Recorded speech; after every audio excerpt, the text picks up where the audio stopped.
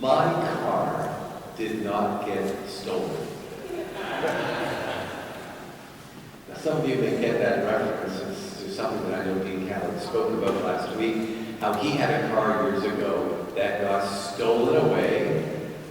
Instead of that, my car years ago got attacked. And here is how that happened. Imagine the fall, a bright, warm October kind of afternoon, or maybe a bright, warm January afternoon, who knows? Yours truly, that's me, is the associate rabbi at his first congregation. My wife and I are living in Toronto. I've just completed all the preparations required for the big liturgical festival called Yom Kippur, the Day of Atonement. There's nothing longer, there's nothing more detailed or more refined than the prayers for Yom Kippur. And I am feeling pretty good as I pull out of the congregation's parking lot and head toward the main road that will take me home. But then, something unexpected happens. Imagine me, feeling good, confident, approaching the stop sign at the end of the block when all of a sudden, out of nowhere, a pedestrian appears. He's running as if nothing will ever stop him. I slam on brakes. He does not do that at all. Instead, he just runs into my car, up onto the hood, and in a moment, I'm here, he's there, we're looking at each other, separated by maybe a foot of reality. And then he climbs off the hood, runs back, I can see my rearview mirror, he runs back to what must be his car, parked up the block, jumps in the car, he's gone. I'm dumbfounded. I am shocked. I get out of the car to discover that my hood looks as if it has been in a major accident. I will have to call my insurance provider.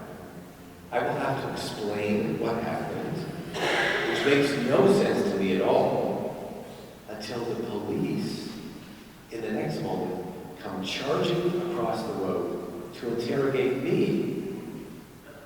Yes, indeed. I have run into a bank robber. Or to be more accurate, a bank robber has run into me. And now what? The police promise to give me a written explanation for what happened. They assure me I am not at fault. But Yom Kippur, the Day of Atonement, the day for atoning, is only hours away. I'm supposed to be the one helping the congregation atone for sins, when I myself am going to be wondering all during the coming hours, how did I ever get so close to such sin and depravity? What will I do? What will I say? My car has been victimized. I have been victimized. Now, to some extent, my dilemma does not require a sermon. To tell you the truth, I can't remember what I said or didn't say at services that evening and the next day. Maybe I raised the issue, maybe I chose to keep it to myself. One thing I do know. That episode in my life taught me for sure, that episode taught me that you, I, none of us can ever fully know what our neighbor has brought to church on any given day. Now maybe our neighbor has become a grandparent for the very first time. His heart, her heart is overflowing with joy. Or maybe our neighbor has watched as one of her adult children is taken to jail. Or maybe our neighbor has been caught stealing or somehow transgressing the laws of right and wrong when it comes to business. It's all happened in the last day or two. Or maybe our neighbor is as full of happiness as life could possibly make it possible. Or it's conceivable our neighbor, the one very close to us, is sunk in despair, questions, and doubt. Coming to church brings us into contact with 100 or maybe even 200 strangers. Many we know and many we love. Many we just don't know, and we can't exactly claim that we love them all. But here we are, stuffed or stuck into pews, close to or far away from some of the people we really do know best at church. For better or worse, we are here. We are present for ourselves, we're present for our family and friends, we're present for or we're with tens of others or hundreds of others. And of course, we're all different from each other. Here's another example of how different we are. It has to do with the Lord's Prayer. I do not know almost any part of the cathedral's prayers by memory, except for the Lord's Prayer. And I doubt that you can guess why I, of all people, would know the Lord's Prayer by heart. It's because when I grew up in Toronto, the province of Ontario, it was considered appropriate for all students from kindergarten right through high school. It was considered appropriate for us to recite that Lord's Prayer every single morning when school began. Remember the words? Our Father, who art in heaven, hallowed be thy name. Give us this day our daily bread, and forgive us our trespasses. For thine is the kingdom, and the power, and the glory forever and ever. And let's say, Amen. Thank you. And that is, more or less, the Lord's Prayer. Said aloud by heart by this little Jewish kid every day in school, probably from sometime in kindergarten through to when I was in high school. I think of 10 years, let's say. And let's say there were 108 days in school year back then. Well, that would mean I must have said that thing 10 times 180. That's 1,800 times. If I didn't know it by memory, by the time I got into middle school, you'd be worried about me. Whether I believe it or not, that little prayer became a part of me almost before I was very sure about any other part of my religious self. In fact, I suspect that there are other parts of our prayers that many of you also know virtually by heart. You said them so long that you may also forget if you believe them. In a moment, we're going to come to the Nicene Creed. Just after I'm done, do you believe the Christianity that's laid out there in the Nicene Creed? Are there some sentences in the Creed that you probably wouldn't miss at all if somehow someone typing up the service for next week sort of left one or two of the sentences out? On the other hand, are there some sentences in the Creed that speak to you fully and boldly and honestly? Maybe you'd like to grab 3 or 4 of those creedal statements and repeat them as your creed next week. Better still, maybe you should come to church, maybe not next week, but the week after that. Come with a few of those sentences which you particularly like and put them on a t-shirt, which will be your creedal t-shirt. It will be your creed. It will speak your Christian truth. Now let me try one other part of today's service. Let's think about that gospel reading we just heard. The one that came from Matthew, right? Chapter 3. It's a critical chapter toward the beginning of the New Testament. We meet John the Baptist. We see him baptizing people. We watch as Jesus meets John for the first time. And then something quite remarkable takes place. Even though we might expect Jesus to baptize John, Jesus insists, no, John, you must baptize me. What's more, after Jesus allows John to baptize him, When Jesus stands up again, the gospel continues with these words. Suddenly, the heavens were opened up to Jesus, and Jesus saw the Spirit of God descending like a dove. And a voice from heaven said, "This is my Son, the Beloved, with whom I am well pleased." So here's my question. And it's a question for you of little faith, of uncertain faith, and it's also a question for you of great faith.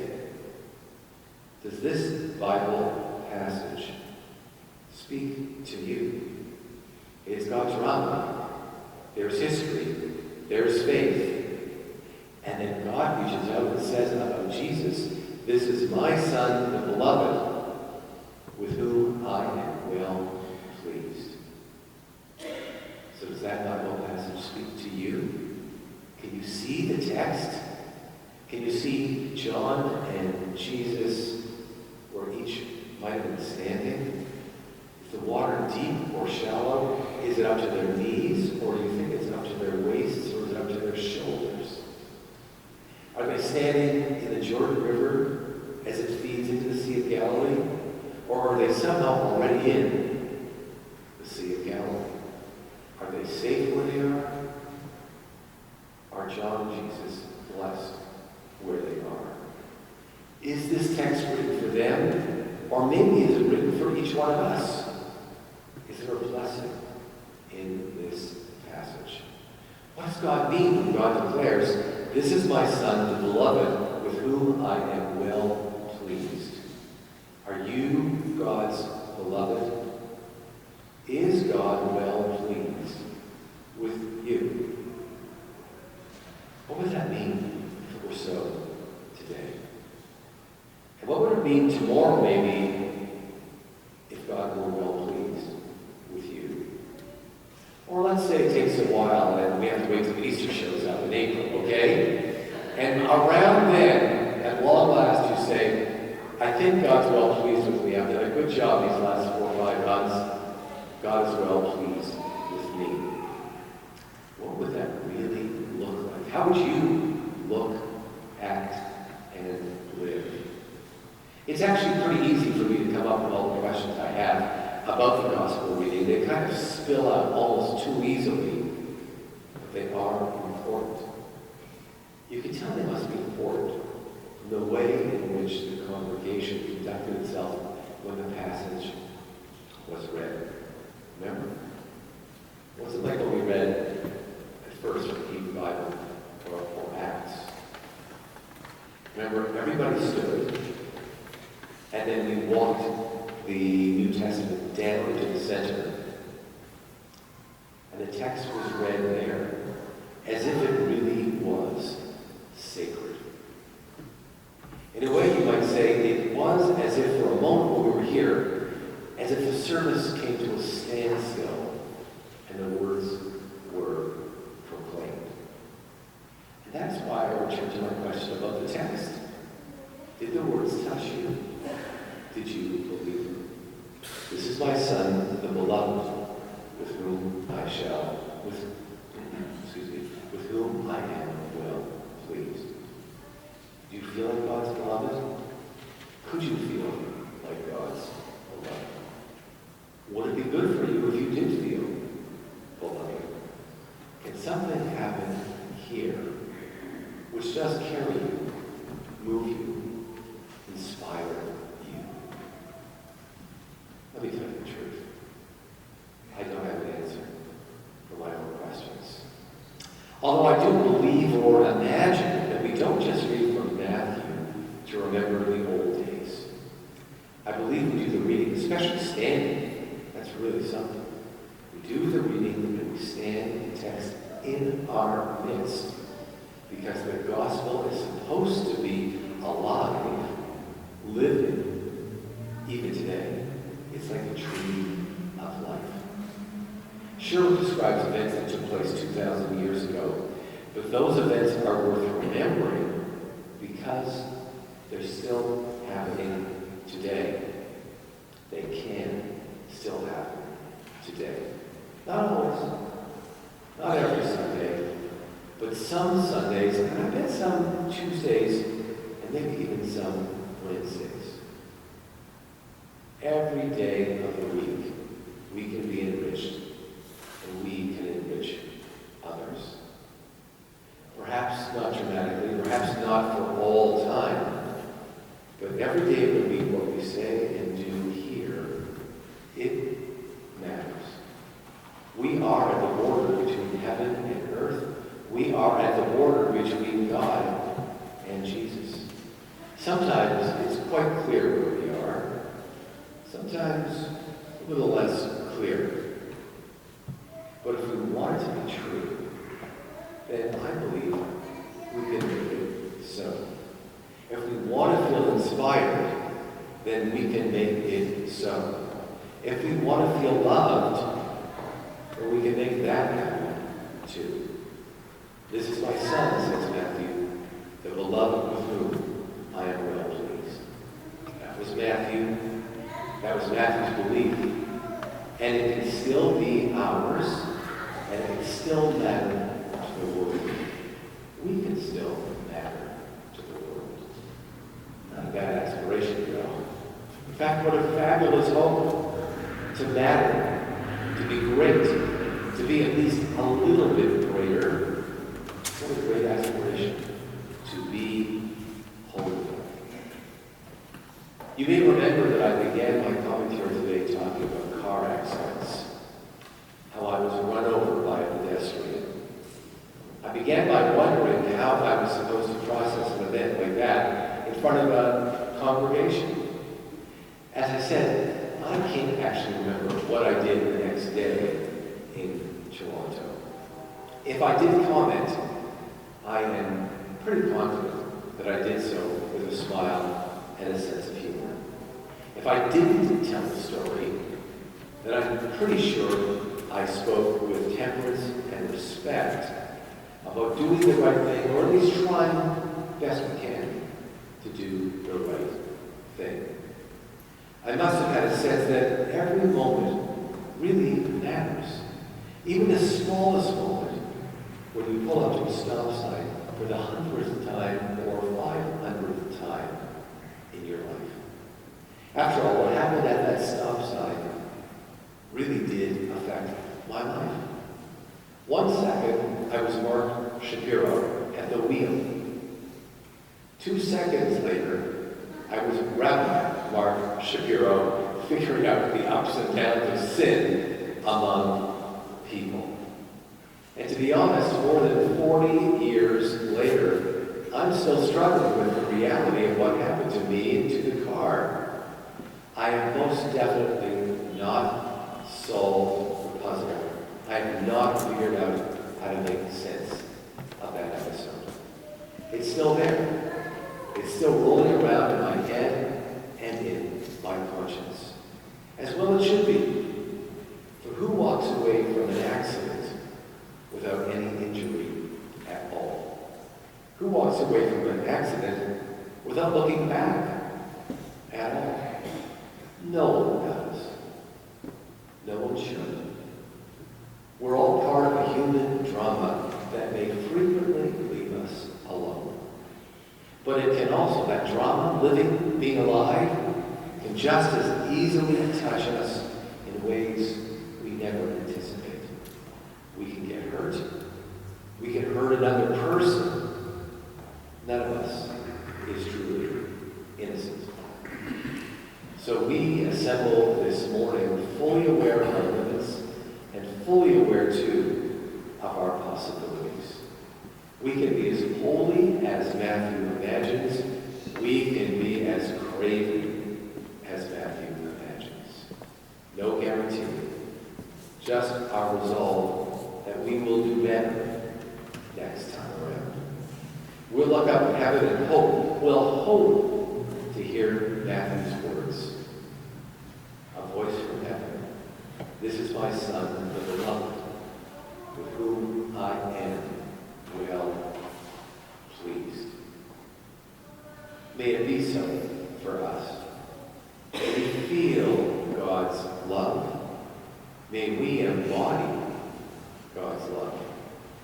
May we be the better part of this promise. God's promise and hope that we are worthy of God's love.